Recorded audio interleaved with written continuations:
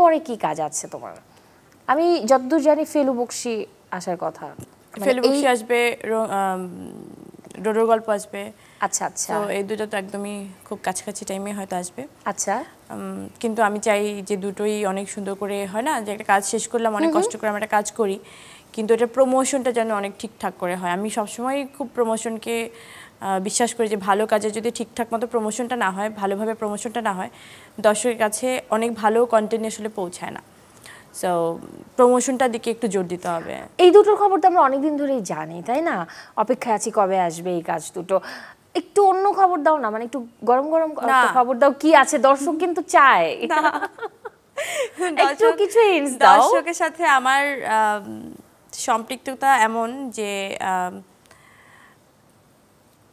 ওদের সাথে না কোনো লুকোছাপা আমার কখনো ছিল না।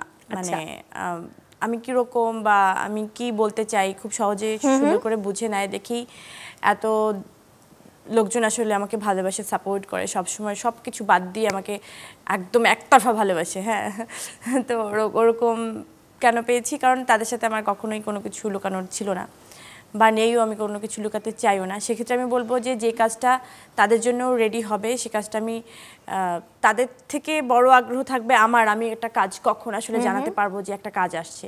সো সেই তারাটা আমার মনে হয় তাদের থেকে বেশি আমারই আছে। সো আমি ডেফিনেটলি সময়টা হলেই জানিয়ে দেবো।